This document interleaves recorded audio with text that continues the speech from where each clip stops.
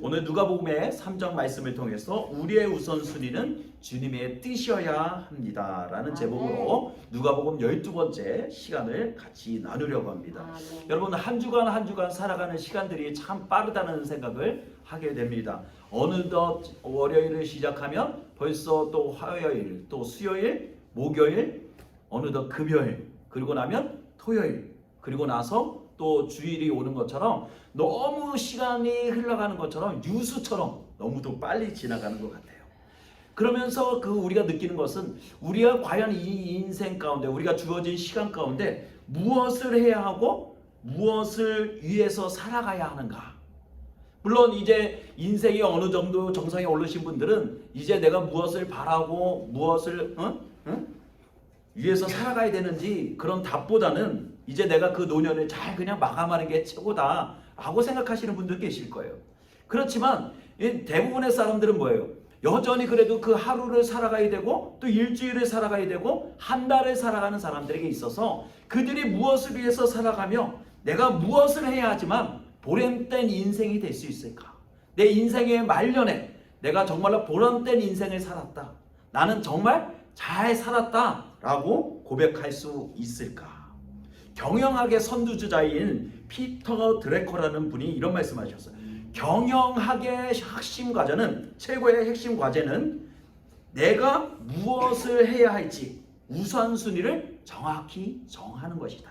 그리고 지속 가능한 것 중에 우선순위를 정하는 것이 중요하다라고 말씀하셨어요.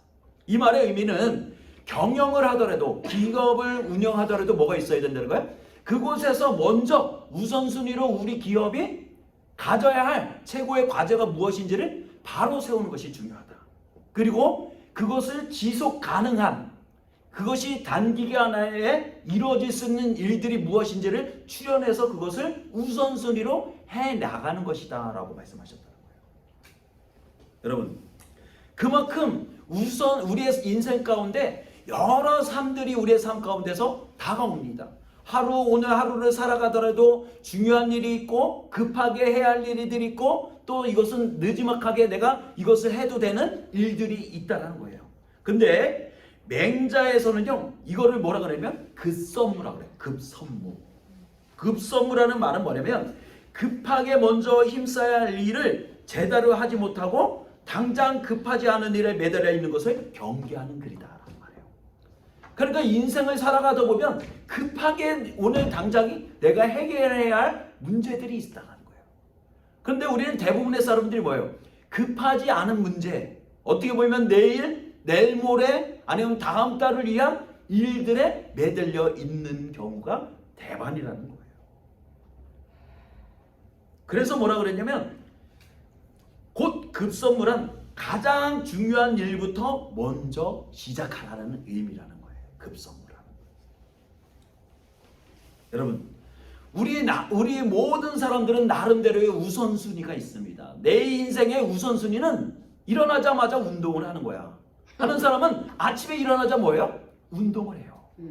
어떤 사람은 나는 커피 마시는 일이 너무 급선무야 라고 생각하시는 분들은 아침에 커피를 내려서 정성껏 커피를 마시는 분이 있어요.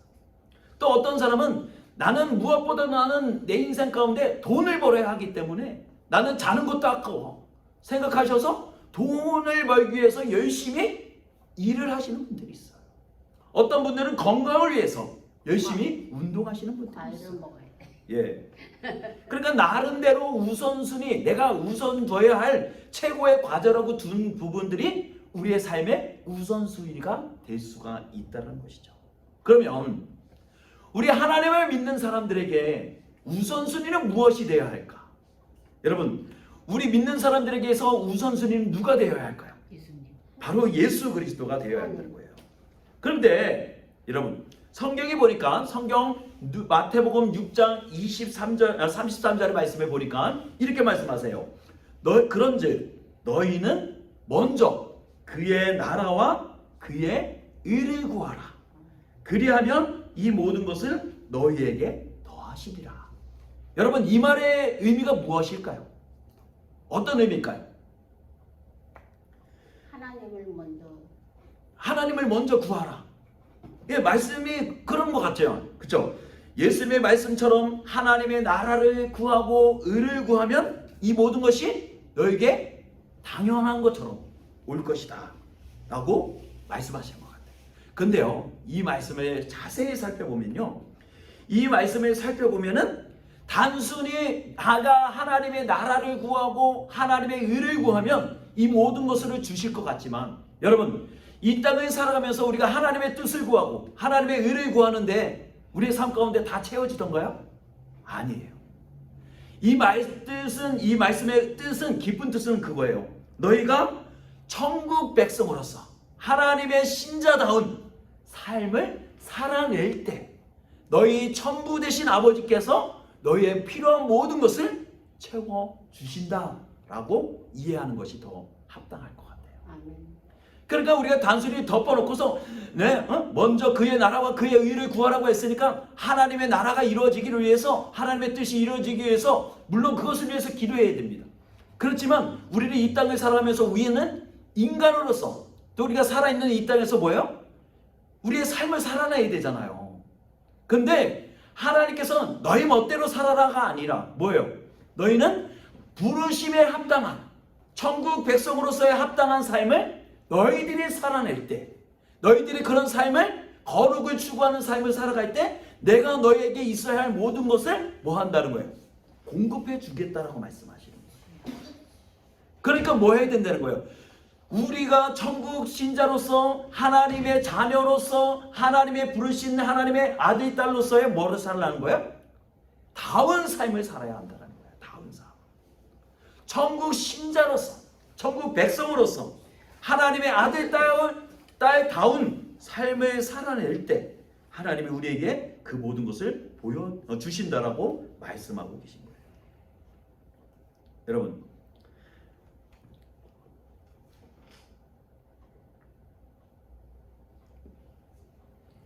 이 땅에서 내가 아무리 노력을 해서 내가 원하는 것을 얻고 내가 원하는 것을 먹고 내가 원하는 자리에 앉았다 할지라도요, 하나님의 뜻이 그곳에 없고 하나님의 역사하심이 그곳 가운데 없으면 뭐예요? 우리의 노력은 헛되고 헛된 것이 될 수밖에 없다는 거예요. 그러니까 우리의 최고의 우선순위는 뭐예요? 하나님의 뜻을 바로 알고 뭐예요? 천국 신자로서 하나님의 부르심에 합당한 자녀로서의 삶을 살아내는 것이 우리의 삶의 우선순위가 되어져야 한다는 거예요. 오늘 본문을 보니까 예수님께서 이제 세례 요한이라는 인물에게 세례를 받으시는 장면이 나와요. 근데 성경의 마태, 마가, 누가, 요한의 네 저자가요, 동일한 사건을 기록하고 있는데 저마다 보는 시각이 다 달라요. 오늘 본문에 보니까 누가복음의 저자는 예수님의 세례 사건을 아주 간략하게만 기록을 하고 있어요. 그걸 가지고 얘기하기에는 좀 부족해요. 그래서 우리가 마태복음의 시각을 가지고 잠깐 그 이야기를 하기를 원하는데, 예수님께서는 원래 어디 출신이세요? 어디의 출신이시죠? 갈릴리 나사렛이라는 아주 촌동네에서 태어나신 분이에요. 그의 아버지 요셉은 뭐를 하시는 분이에요? 목수예요. 그러니까 대단히 뭔가를 하고 유명세가 있고 그런 인물은 아니었던 것 같아요. 정말로 촌동네에서 태어나신 나사렛 예수님이 이제 세례 요한이라는 인물이 앞서서 주의 길을 예비하는 그 길 가운데 이제 예수님이 세례 요한에게 세례를 받으시러 나오셨다는 거예요. 자, 근데 여러분, 세례 요한은 우리가 지난 시간에도 살펴보았지만 세례 요한의 사명은 뭐예요? 단순히 소리로서 예수님의 길을 예비하는 자다라고 말하고 있어요. 나는 소리요. 그렇죠? 나는 광야에서 외치는 소리라고 말하고 있어요. 그 소리에 불과한 세례 요한에게 지금 예수님이 짜잔하고 나타나신 거예요. 뭐 때문에 나타나신 거죠? 왜 오신 거예요? 세례 요한에게 세례를 받기 위해서 오셨다는 거예요. 요단강 그 편에. 여러분 상상을 한번 해보세요. 생각을 해보세요. 여러분들이 세례 요한이 되어져서 이제 많은 사람들에게 회개하라 천국이 가까웠다라고 복음을 외치면서 수많은 사람들이 회개 그 메시지를 듣고 회개하며 세례를 받는 장면이 있어요. 여러분, 그 가운데 초라하게 그지없는 한 남성이 나타났습니다. 그의 이름은 예수 그리스도예요. 여러분, 말로만 듣던 주의 길을 예배해라고 했던 그 메시아, 약속된 메시아가 자기 앞에 나타났는데 세례 요한의 마음은 어땠을까요? 정말로 놀랍기 그지없었을 거예요. 아니, 정말로 내 살아생전에 정말 그 예수님을 보게 된다는 것이 놀라울 수밖에 없었다는 거예요. 근데 그것도 잠시나마 세례 요한에게 뭐예요? 내가 너에게 세례를 받겠다라고 말씀하세요. 여러분, 지금 상상이 되세요? 하나님의 아들이시면서 모든 권능을 가지시고 전지전능하신 예수님이 세례 요한에게 세례를 받겠다라고 하는 그 장면이 상상이 되세요? 세례 요한이라면 여러분 어떻겠어요? 너무 당황스럽지 않겠어요? 예수님, 가당치도 않는 일이에요. 당신은 하나님의 아들이시며 전지전능하신 하나님의 아들이신데 감히 이 부족하기 짝이 없는 단지 소리에 불과한 나에게 세례를 받으시겠다고요? 여러분, 세례 요한은 자기 자신을 뭐라고 말해요? 나는 예수님의 신발끈 풀기에도 감당치 못할 인간에 불과하다라고 말해요. 신발끈은 누가 풀는다고 했죠? 노예의 신분도 나는, 예수님의 신발끈도 나는 풀고 묶을 수 없는 연약한 존재에 불과합니다 라고 자기 자신을 소개했단 말이에요. 근데 그 나는 너희들에게 물로 세례를 주지만 내 뒤에 오시는 예수님은 너에게 불과 성령의 세례로 너에게 줄 것이다 라고 그 말씀하셨던 그 예수님이 지금 세례 요한 앞에 와 있다는 거예요.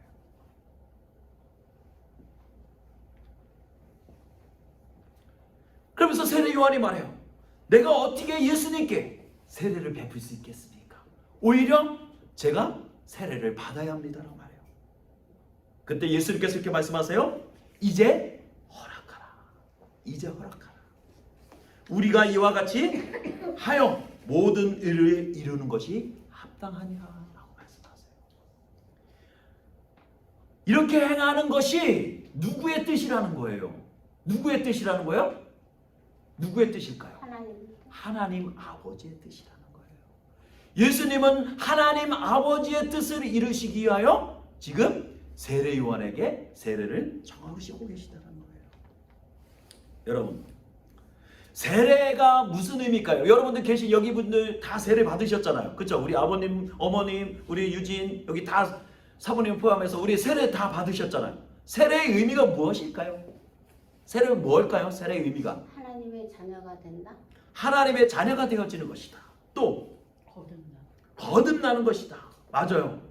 우리가 거듭나서 하나님의 자녀가 되어지는 행위를 세례라고 하잖아요. 그렇죠? 이전은 내가 죄의 자식이었다면, 내가 저주의 자식이었다는데 이제는 내가 더 이상 죄와 저주의 자식이 아니라 누구의? 하나님의 아들, 딸로서 거듭나는 행위를 세례라고 말하고 있는 것이죠. 근데 왜 예수님은 굳이 세례 요한에게 오셔서 내가 너에게 세례를 받아야 되겠다라고 말씀하셨을까? 여기에는요, 두 가지 의미가 있다라고 생각이 돼요. 첫 번째는 뭐냐면 예수님이 세례 요한에게 세례를 받으시는 궁극적인 목표는요, 이제 내가 예수님의 공생의 사역을 시작함을 공표하는 의식이라는 거예요. 예수님이 세례 요한에게 세례를 받기 이전에는 뭐예요? 그냥 이름 없는 나사렛이라는 아주 극히 작은 동네에서 태어난 그냥 청년에 불과했다는 거예요. 그렇지만 이제 이 세례 의식을 통하여 예수님은 뭐예요? 이제 본격적으로서 하나님의 아들로서 예수 그리스도로서 이제 공생애를 시작하는 계기가 되어졌다는 거예요. 예수님이 세례 요한에게 세례를 받으실 때 하늘에서 소리가 있습니다. 너는 내 사랑하는 아들이라 내가 너를 기뻐하노라 라고 말씀하세요. 여러분, 하나님은 예수님이 세례를 받으시는 그 장면을 통해서 이제 이는 내 사랑하는 아들이라고 많은 사람들 앞에 그것을 말씀하고 계신다는 거예요.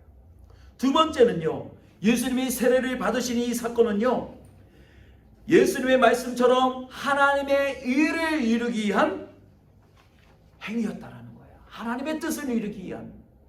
여러분, 예수님은 세례를 받으실 필요가 있으실까요? 없으실까요? 세례를 받으실 필요가 없으신 분이에요. 왜일까요? 예수님은 하나님의 아들로서 어떤 죄도 어떤 흠결도 없으신 완전하신 분이시기 때문이에요. 세례는 우리처럼 죄 많고 날마다 죄를 짓고 실수하고 넘어지는 우리에게는 효력이 있지만 하나님의 아들 예수 그리스도에는 그것이 효력이 없잖아요. 이미 하나님의 아들이시며 모든 전지전능하신 권능을 가지시고 모든 만물을 다스리시는 하나님의 아들이신데 세례가 무슨 의미가 있겠어요? 근데 이 세례를 받으시는 사건을 통해 뭐예요? 예수님이 극히 작은 낮고 낮은 인간의 몸을 이 땅에 입고 오셔서 뭐예요?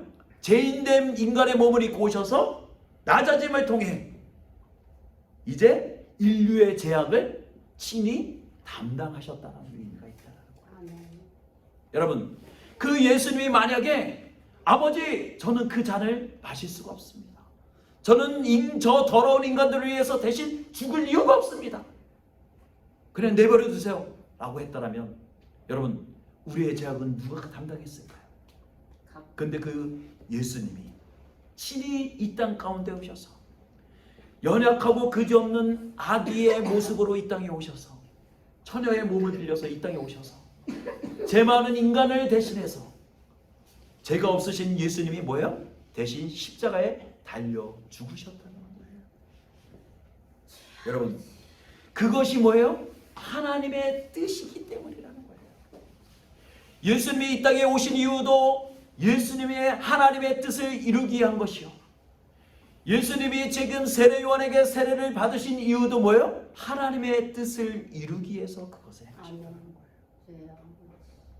여러분, 예수님이 세례 요한에게 세례를 받는 과정을 보면 정말로 겸손하기 그지없는 모습이에요. 왜냐하면 여러분, 세례 요한이 세례를 베풀었던 곳은요, 요단강 건너편 베단이라는 곳에서 일어난 일이라고 성경은 기록하고 있어요. 그러면 베단이라는 곳까지 예수님이 걸어오셔야 되잖아요. 그렇죠? 원래는 어떻게 돼요? 위대한 인물이 있거나 높은 곳이 있으면 낮은 사람이 높은 사람이 있는 곳으로 찾아가기 마련인데 예수님은 친히 뭐해요? 세례 요한이 있는 그 베다니까지 친히 걸어서 그곳 가운데 가셨다는 거예요. 뭐하러? 세례를 받으시러 가셨다는 거예요. 여러분, 예수님이 세례를 받으시는 그 장면을 상상할 때 우리가 얼마나 은혜가 되겠어요. 하늘의 빛이 열리고 하나님의 음성이 들리고 비둘기 같은 성령이 그 위에 임하는 장면을 생각할 때 얼마나 은혜스럽겠어요. 여러분, 근데 예수님에게 세례를 베푸는 세례 요한은 어떤 인물이죠? 세례 요한은요, 예수님께서 400년 동안 암흑기간 때 혜성같이 나타난 인물이에요. 세례 요한은요. 세례 요한은 그동안 종교 지도자들이, 많은 예언자들이 외쳤던 복음과는 전혀 다른 메시지를 던지고 있는 거예요. 그리고서 말해요. 회개하라, 천국이 가까웠다라고 선포했다는 거예요. 여러분, 이 메시지를 듣고 많은 사람들이 마음의 찔림을 받고 뭐 했다는 거예요? 회개를 하고 세례 요한에게 세례를 받으러 나왔다는 거예요. 근데 여러분, 문제는요 여기에 있어요. 세례 요한이 과연 누구이길래 많은 사람들이, 예수님을 포함해서 많은 사람들이 세례 요한에게 세례를 받으러 나왔냐라는 거예요. 그 세례권이 누구한테서 나왔냐라는 거예요.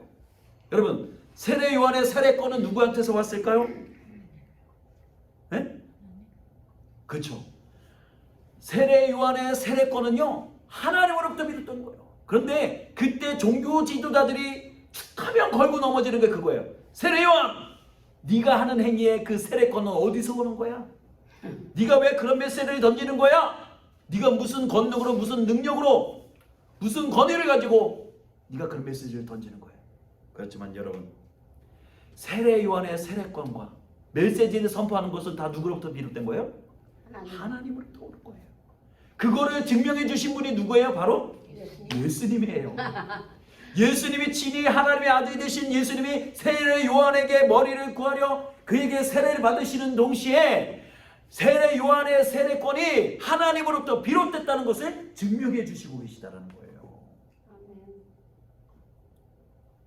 여러분,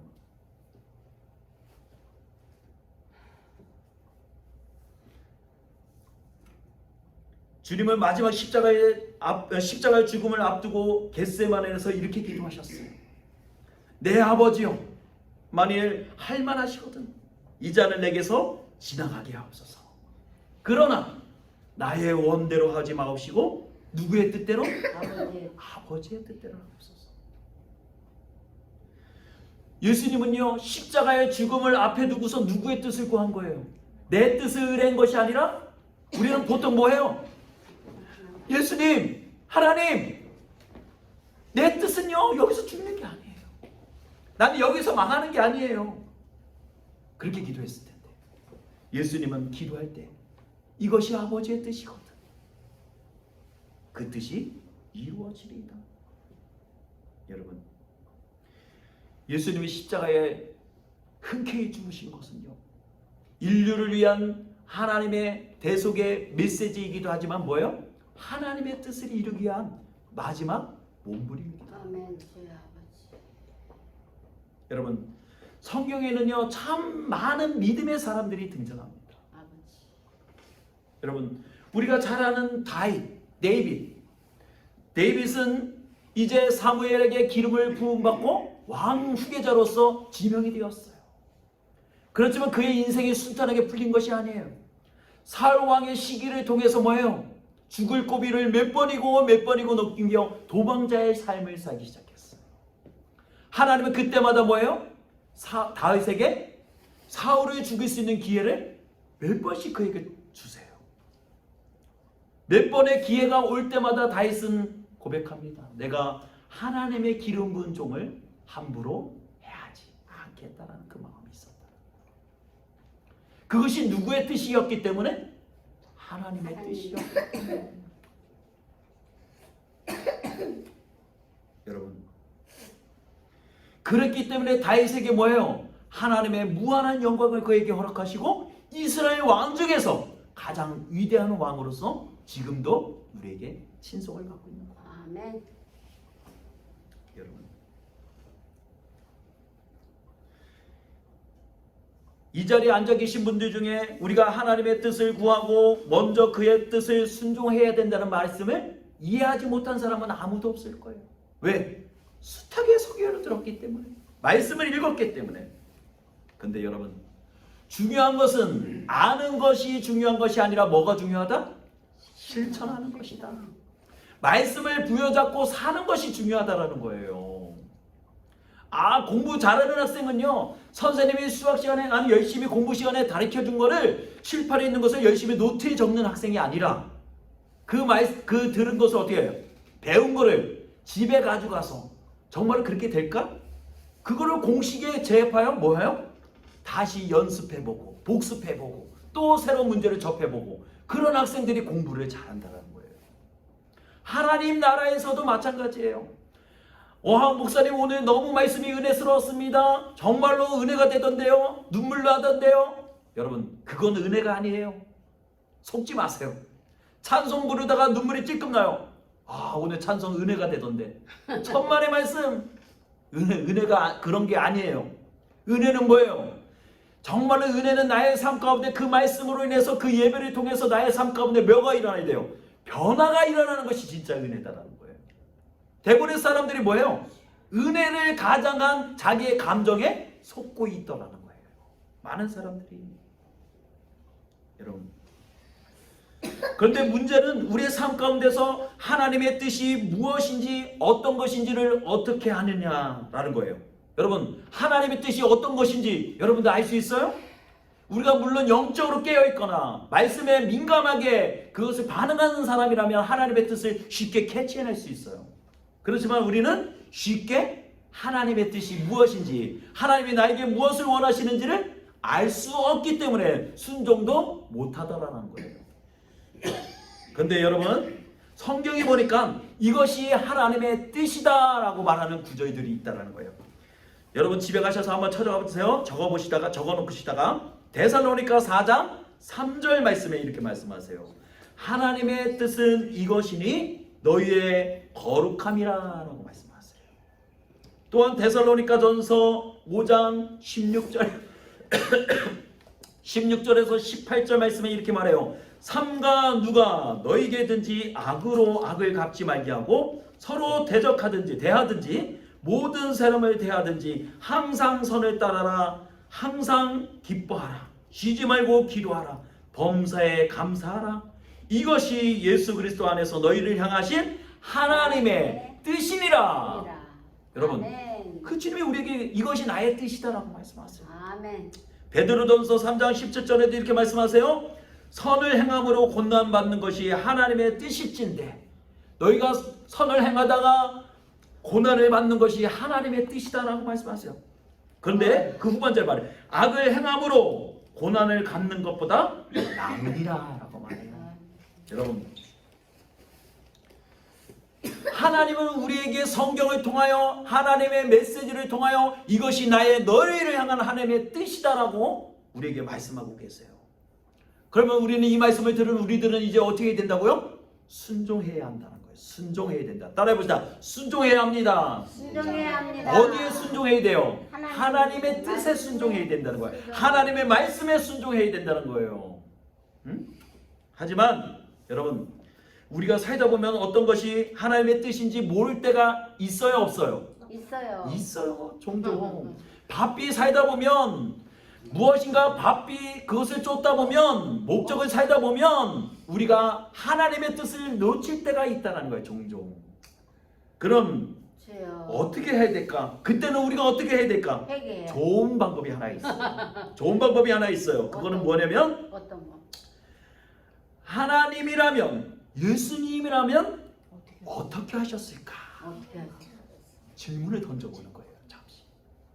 예수님이라면 과연 이 상황 가운데 어떻게 하셨을까? 예수님이라면 과연 이 상황 가운데 어떤 것을 선택하셨을까?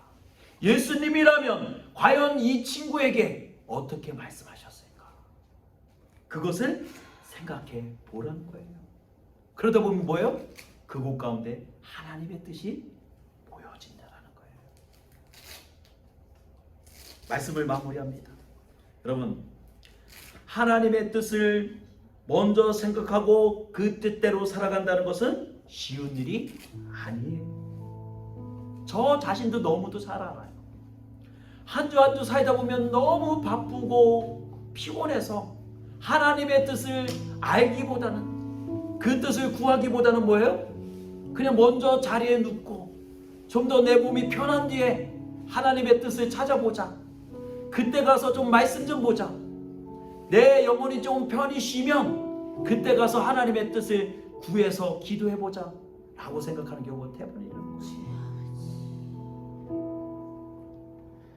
때때로는 그것이 하나님의 뜻이 분명한데도 불구하고 내 이성이, 내 감정이, 내 상황이 그것을 동의하지 않아서 지나칠 때도 있어요. 근데 분명한 것은 하나님은 오늘도 하나님의 자녀를 통해서 내 뜻이 무엇인지를 바로 알고 그 뜻을 기쁘게 행하는 자를 오늘도 찾고 계신다는 사실입니다.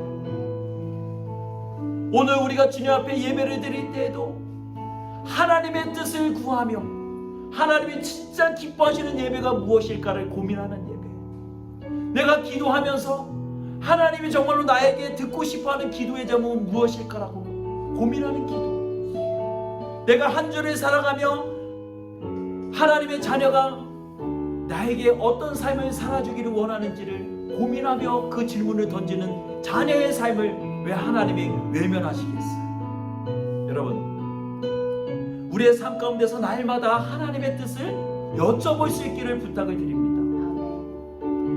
살아생전 부모님에게 효도하는 것은요, 좋은 물건을 사드리고 좋은 것을 갖다 드리고 만난 것을 갖다 드리는 것이 효도가 아니에요. 효도는 뭐예요? 매일매일 같이 그냥 지나가는 말 같아도 건강하세요? 아프지 않으세요? 말 한마디가 뭐예요? 그 부모에게는 효도가 되어질 수 있다는 거예요. 마찬가지예요. 하나님 나라에 우리가 하나님의 부르심에 하나님의 뜻을 행하는 자녀로서 하나님을 기쁘시게 하는 삶은 엄청나게 부흥을 이루고 엄청난 찬양으로 엄청난 말씀으로 내가 엄청난 선행을 통해서 하나님을 기쁘시게 하는 게 아니라 뭐예요? 순간순간마다 실패하고 좌절하고 넘어지고 또 실패하는 자녀라 할지라도 하나님의 뜻을 묻고 아버지의 뜻을 묻고 그 뜻을 조금이라도 실행하려는 자녀가 최고의 자녀라는 거예요. 아멘. 여러분, 우리가 그런 자녀가 되어줘야 되지 않을까요? 정말로 하나님이 부르시는 그 자리 가운데 예배자로서 말씀을 증거하는 자로서 복음을 증거하는 자로서 우리의 삶을 진실되게 하나님의 뜻을 묻고 그 뜻대로 살아가는 자만이 하나님이 기뻐하시는 자녀가 될 수 있다는 거예요. 아멘. 여러분, 오늘도 우리는 부족하죠, 연약하죠, 또 쓰러지죠. 나는 건강하지 못해요. 그래도 뭐예요? 그래도 여전히 하나님의 뜻을 믿고 하나님의 뜻이 나의 삶의 우선순위가 되어져서 그 삶을 조금이라도 이룰 수 있다면 라는 소망을 가지고 그것을 실천하는 우리 모두가 되어지기를 간절히 소원합니다. 아멘. 그런 삶을 사시기를 부탁드립니다. 아멘. 아멘. 이 시간 기도하도록 하겠습니다.